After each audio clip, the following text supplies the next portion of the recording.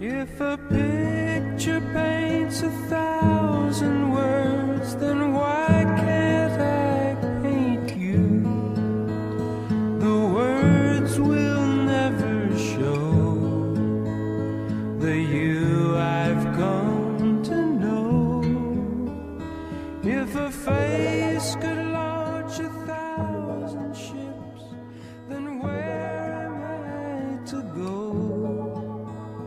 There's no. Please come up and share stories of how he's changed or influenced or helped, or just you shared a drink and had a laugh and whatever. And Mike, I know you've got a few.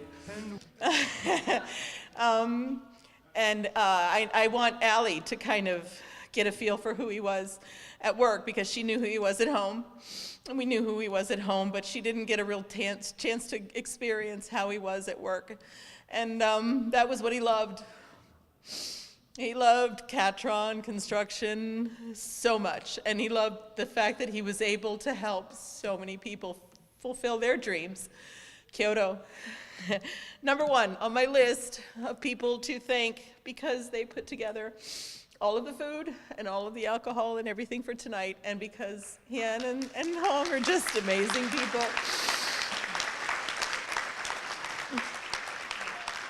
And he caught them when they were itty-bitty, and he helped them grow into what they are now, and would have done so much more for you guys. And Golden Crust was another restaurant chain. They couldn't be here tonight because they had a prior commitment, but they donated the other half of the table of food. And Ravi and Zarita are very, very near and dear to his heart.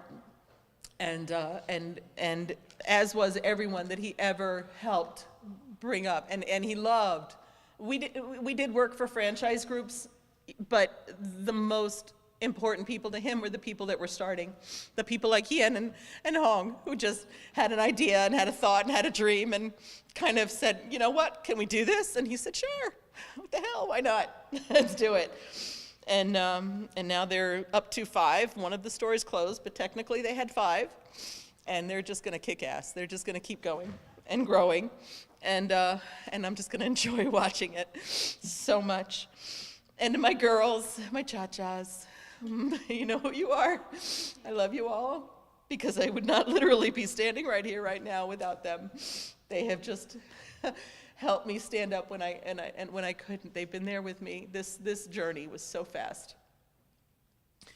He was diagnosed in February with esophageal cancer.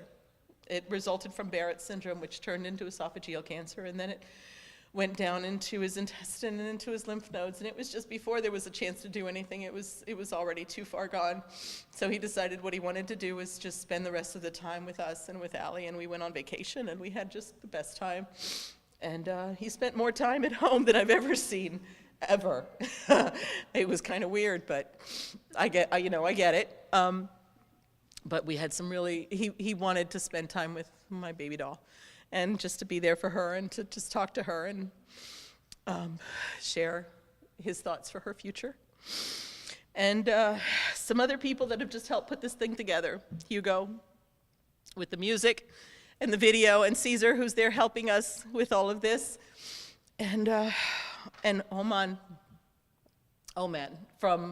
Machuga from Telemundo, who is here with his nephew. I'm sorry if I'm getting that wrong, but is videotaping the whole event. And again, it's going to be something for Allie to keep. And I'm going to post it up on YouTube and share it for those that couldn't be here. There are so many people that just are out of state, and just this was so short notice that couldn't be here tonight.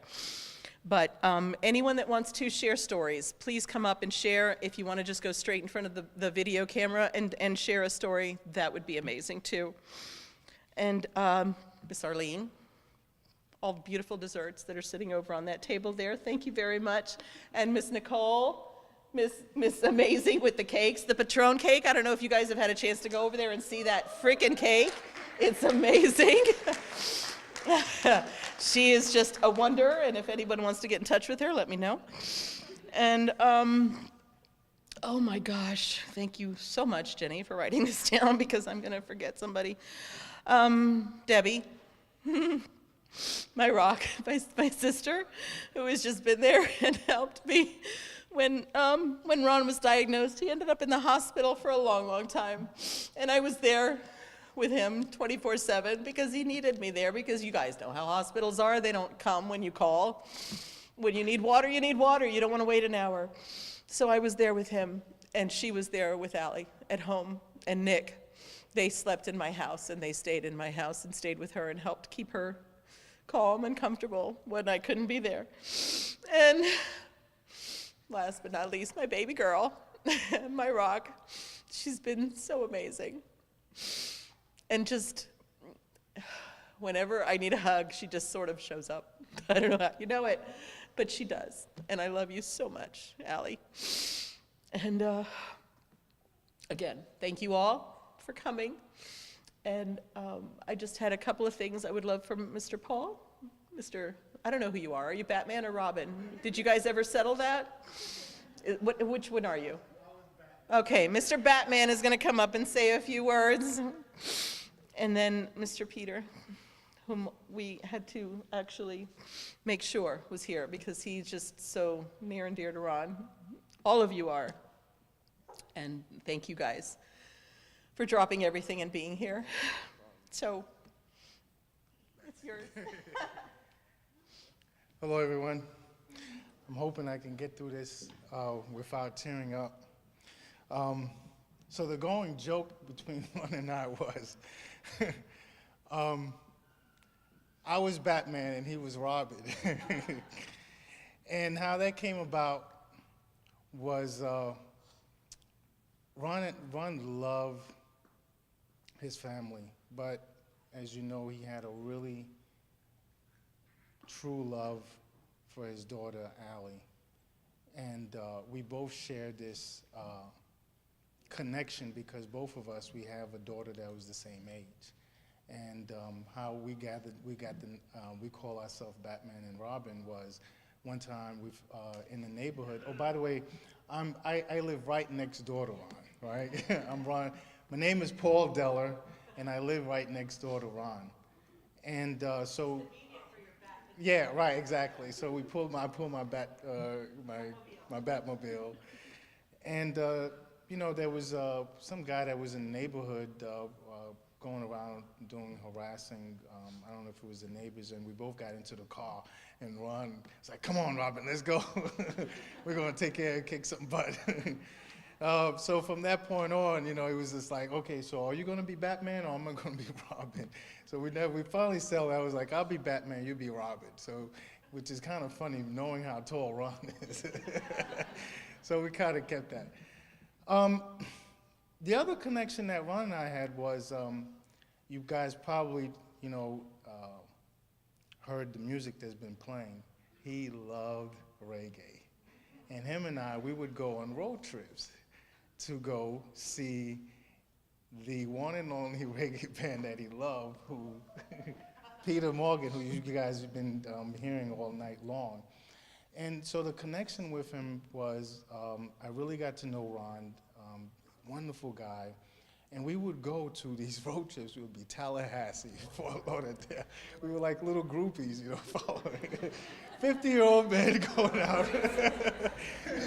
to these reggae concerts, and it was just wonderful. And you know, I really got to know Ron, to get to know him, to see how he really talked about his family and talk about the people that he helped, Golden Crust and Kyoto restaurants, all the different restaurants. You know, and like you heard Kathy said, he was so proud as a small business owner what he was able to do. And you know, if there was one thing I could really say about Ron, he really was really kind and such a humanitarian. And I'll tell you why. In my church, we were renovating this building, and I told Ron about it. And right away, Ron just jumped in without, you know, asking what it's going to cost. He just said, Paul, I just want to be able to help, to come in and be able to jump in and provide his expertise and consultation, just kind of show you the guy. And he wasn't looking for anything. It was just, you know, he just wanted to help.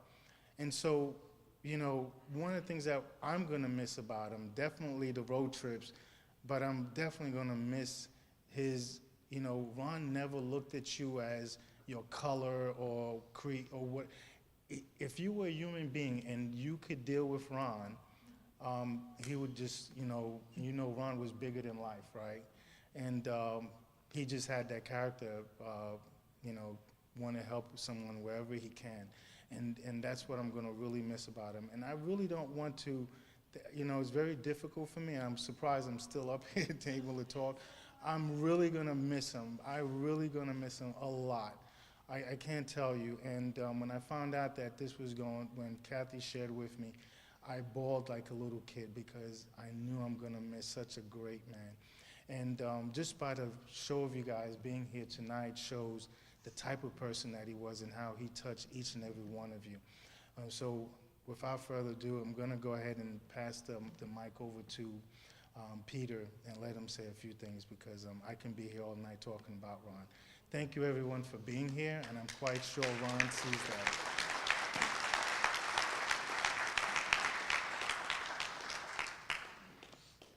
Hello, everyone. Good evening, good day, good everything. This is the first time I'm even talking about this outside of my wife, Maria, who told me while I was on tour just recently that Ron was ill. I didn't even know. Pretty much I don't think anyone knew. And it happened really fast for me as a friend and as a brother because the first time we're from the Caribbean. My wife's from the Bahamas. We're from Jamaica and New York. And when I moved from New York to come here, we didn't know anyone in Orlando. And we came from New York and rented a hotel for 2 days and rented a car, drove around Orlando until we found some place to live. Got the place, got the keys, opened the door, looked inside the apartment, and then we closed the door and went off to Europe on tour. And we were paying rent for 2 months before we even moved into the place. We spent about a year there, and then we moved into the neighborhood. And Ron and Miss Kalish was one of the first, well, the first people that we've met because we were neighbors. Paul lived next door, we lived across the street. And I met Paul after I met Ron. I guess Paul was more hiding in the house than Ron was. But I met Ron, and I don't even know how we found out that I did music because we moved into the neighborhood. One of the main reasons was because no one knew who we were. No one knew that I was an entertainer, and that's the life I wanted for my wife and my kids, just a normal life without people knowing what you do. And somehow Ron found out that, I was from a group, and one day the doorbell rings, and I'm looking outside, and I see Ron, like, what is Ron doing here? It's like, you didn't tell me you was a musician? You didn't tell me you do reggae? I'm like, yeah, I do.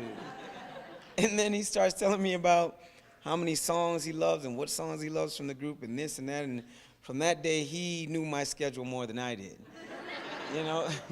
because in the group, it's me and my brothers. I don't really pay attention to what we got to do or where we got to go. My other brother does that, and I really just focus on the music.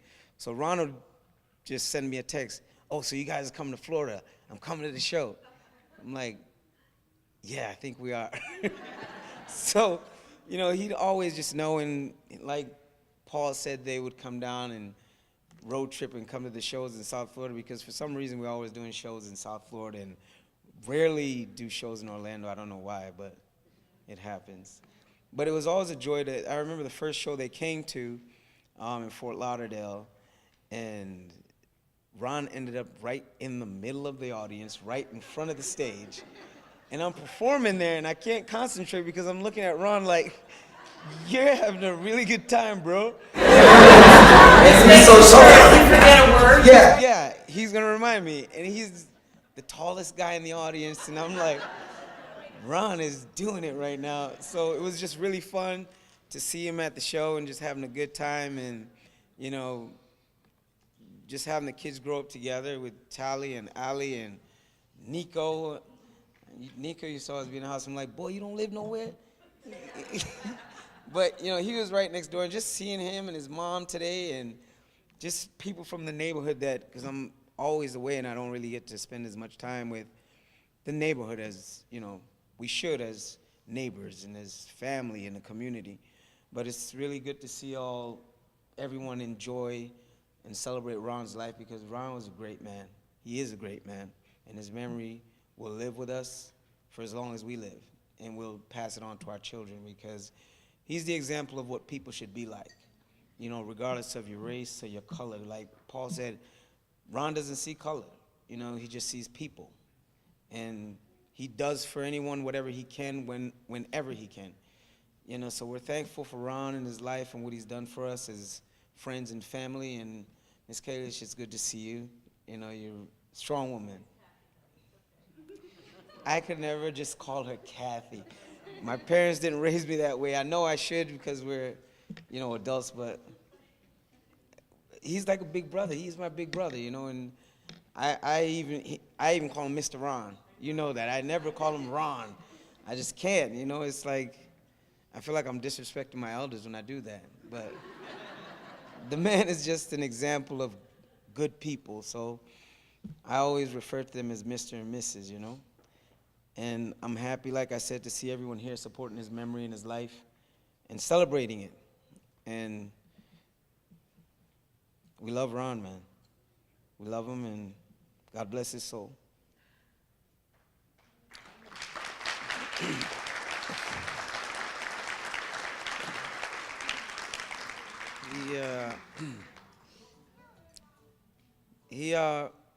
He always used to tell us that what our music does for him, and sometimes we don't realize because we're just always creating new music, and sometimes we just got to slow down a little bit and really look at what we've done. And I remember when we've been doing this a long time, over 10 albums. In 2015, me and my brothers, we won a Grammy Award. And Ron, thank you. Ron, thank you. Ron was more happier than me. Like, yeah, we were on the stage accepting the award at the Grammys, and I'm walking backstage, and my phone is buzzing. Ron is one of the first messages that's on my phone. Say, I'm watching it right now on the internet. And He was so mad they didn't broadcast that. I know. But it was broadcast. Yeah, not on television. But it's fine, because a lot of people don't realize that the Grammys now have turned into really just an entertainment show. Because most of the awards are presented at a ceremony before the actual television event, and they broadcast that live on the internet. So it was a great honor for us, and to come home and, I remember him coming over to just see the award, and, that really made me feel good to be able to share something like that, because I know what it is to, everyone watches the Grammys every year, and to have one sitting in your house and your neighbors are able to come over and really hold one in their hands, it's a blessing, and we're grateful, and I'm glad that I was able to share that with Ron, because it's a special moment. And I'll sing a song for Ron. I think it was one of his favorites, and it's called Down by the River. I'll be down by the river, yeah, yeah, waiting for the good Lord to pass my way. Oh, yeah, I'll be down by the river, singing songs of joy on this lovely day. Oh, yeah. We're going to miss Ron. Thank you all.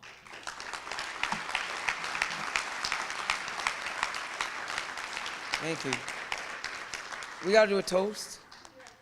Everyone that has his favorite drink is Patron.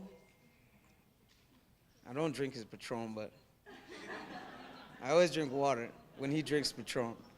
So we toast to Ron's life, his legacy as a father, as a husband, a brother, a son, just a good human being. And we say, Ron, we love you. God bless you. Thank you, everybody.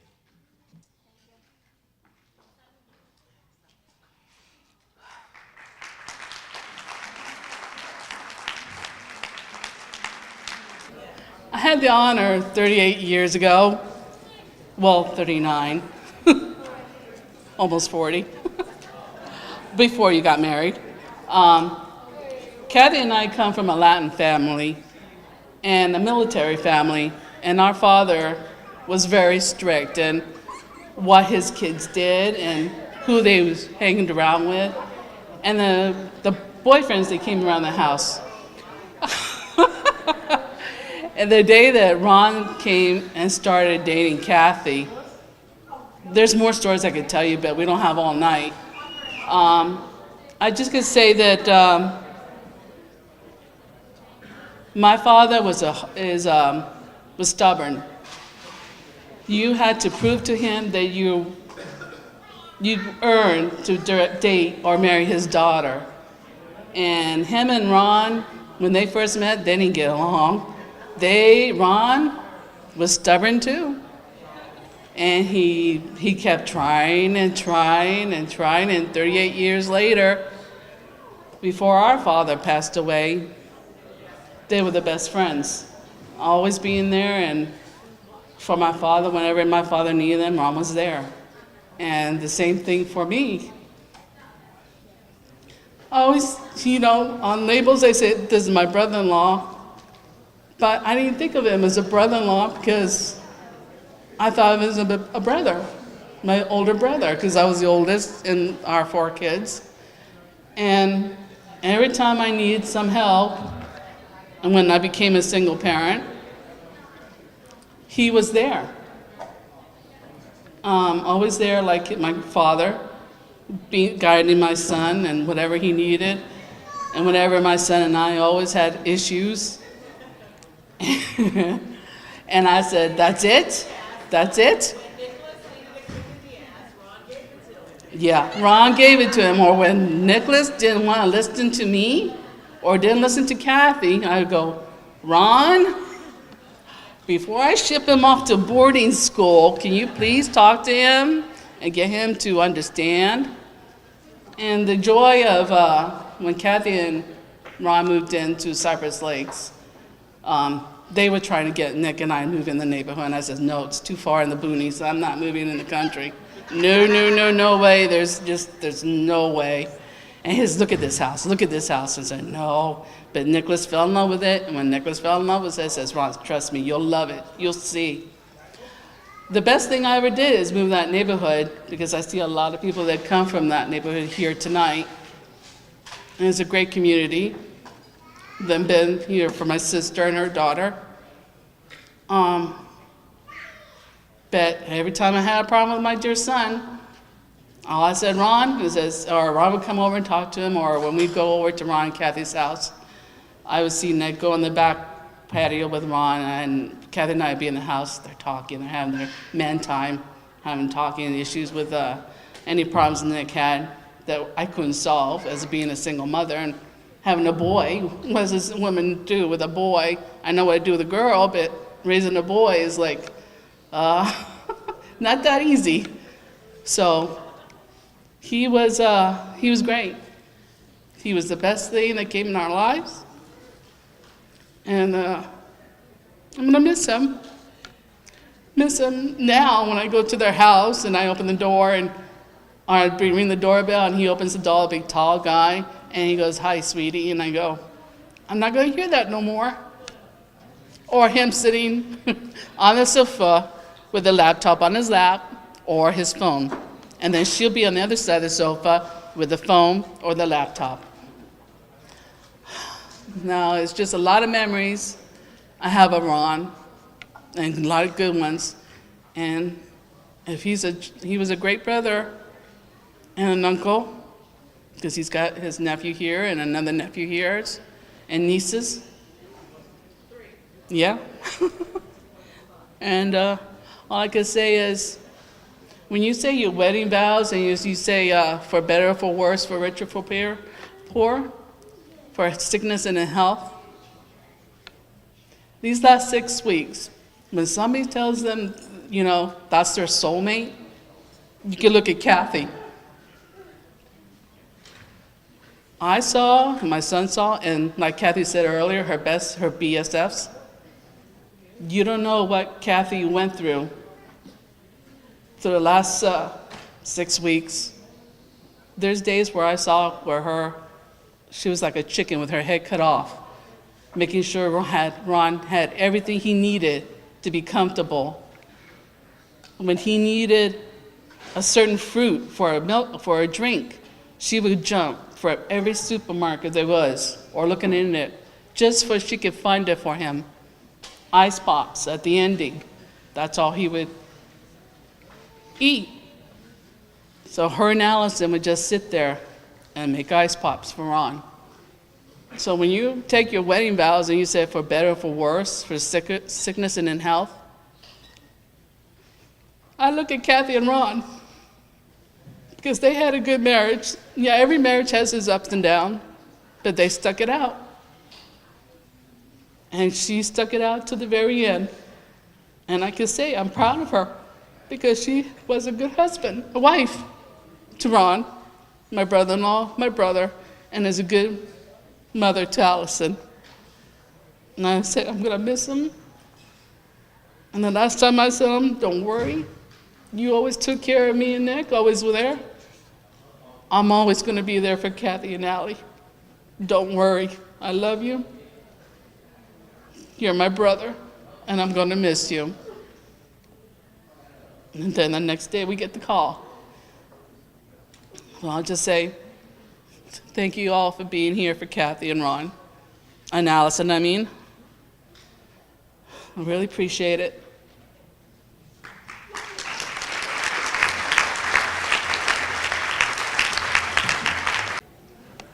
I'd be in a whole lot of trouble. So, my name's Dennis. I met Ron 30 plus years ago. I was a 15-year-old kid out living on my own. And he gave me my first job at Rack's Restaurants. And I remember how me and him used to argue over the fact, no, it was argument,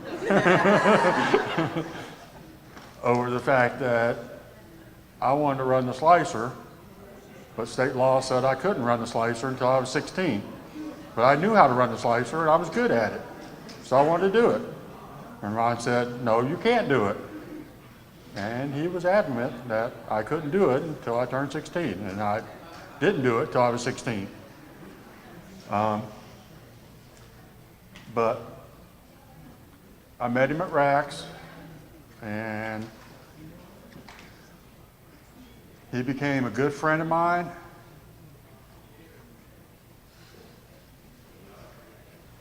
And more of a father figure than I had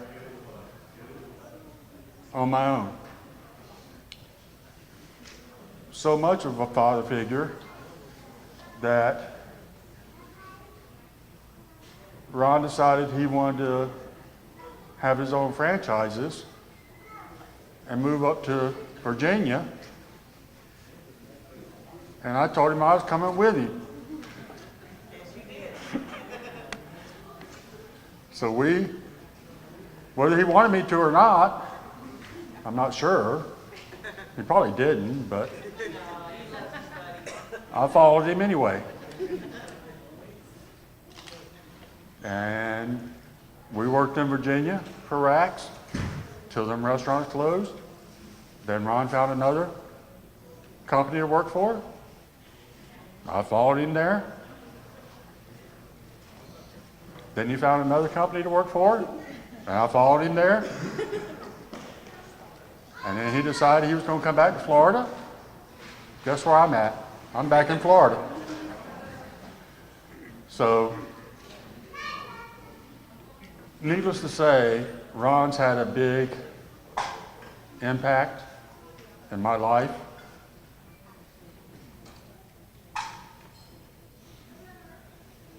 And my family. I mean, I'm married now. I've got 2 kids. And Ron taught me how to be a better person, the man that I am now. And who knows where that 15-year-old kid would have ended up if I happened to cross paths with Ron 30 plus years ago. We had a good time.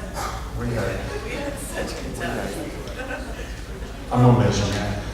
I'm gonna miss you, man.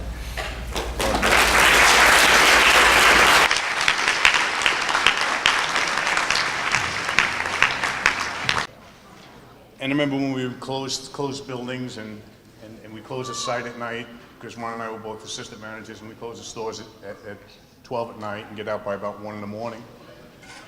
And Kathy and Ron would show up at my store because I was running late and the bars were waiting for us. So we would feed the local establishments, and then we'd go and we'd hang out with them afterwards, and we closed these places till 5 in the morning. But I hear a lot of testament here about Ron, brother, mentor, and words like that are being used. And even at 23 years old, that's how Ron was. That's what he was. He was a mentor. He was a leader. I mean, we were managers of restaurants at 23 and 24 years old. And folks looked up to us, you know, and Ron was definitely one of those people. When Kathy called me to tell me several weeks ago that this was happened, it's like someone reached in and just grabbed a piece of my heart and just took it out. Yeah, we know each other a long time. It was a separate life ago. But it's nothing, the feelings, you have friends, right, that you don't see for a long time, and then you see them and you pick it up and it's right where you left it off. Ron was that friend. So, again, not as eloquent as other speakers have been, and a long time, huh? Oh my God, if anybody doesn't recognize, there's a couple of pictures of this Yeah. that wife right there. These people are the only, there's one other couple in this room that have been married as long as we all have, and it's all the same year. Yep. Sonia and Alvin, Mike and Diane, and me and Ron, all in the same year. Yeah, we had some fun back then in the 20s and 30s, huh? And I know, there's stories you can't share. No. Yeah, those. Yeah, well, you know, we could share the Cancun stories. So, all right. So we went to Cancun. We were at Chichen Itza. There's a big, huge temple there, and you can climb up the stairs to go to the top. And the girls didn't want to go, and I did. And then they were looking for me at the top, and they couldn't see me up there, so they sent Ron up looking for me. And I looked down the side of this thing, and all I see is this giant guy come running up these stairs, man. And I'm like, holy cow. It was Ron, and he was looking for me. So, and I was sitting up in the king's chair in the center at the very top, so he couldn't see me. But yeah, that was fun. We had a good time in Cancun and did a lot of cool stuff like papel aluminio or something, strike a bell. I don't remember. But yeah, that's it. I mean, I really don't have much else to say. Ron was a great guy. From what I'm hearing now, from his neighbors and friends that know him today, he's no different than he was when he was 23, 24, 25 years old. We did the same things then. He does the same things now, so that's all I got. Thanks. Food, the drinks, no tears is what he asked for, because laughing, Uncle Ron is, you know, all about love and laughter, and this is all for him. So thank you everyone for being here, and Auntie, we love you. We call him Uncle Ron and Auntie Kathy. I know but they're just part of our family, and that's how close we are to them. So that's why, Auntie, we love you. Uncle Ron, I hope this is some of his favorite food when he comes inside our restaurant. He'll have grilled salmons with grilled veggies, no carbs, and he loves uni, which is like sea urchins. And that's where he'll come in a restaurant every 2-3 times a week, sit at the bar, drink a couple beers, sea urchins, sushi, and there we're gonna have a plaque up by the door. And it's going to be in love and memory of Uncle Ron, so please do check that out when you come to the restaurant that is by Avalon. All right, everyone, enjoy your evening. Thank you.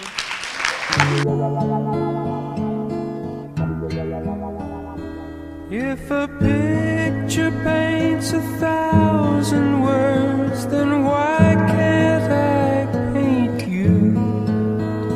The words will never show the you I've come to know.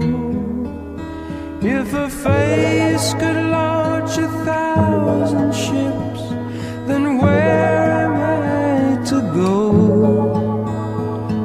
no one home but you. You're all that's left me to. And when my love for life is running dry, you come and pour yourself on me. If a man could be two places at one time, I'd be with you tomorrow and today, beside you all the way. If the world should stop with all things spinning slowly down to die, I'd spend the end with you. And when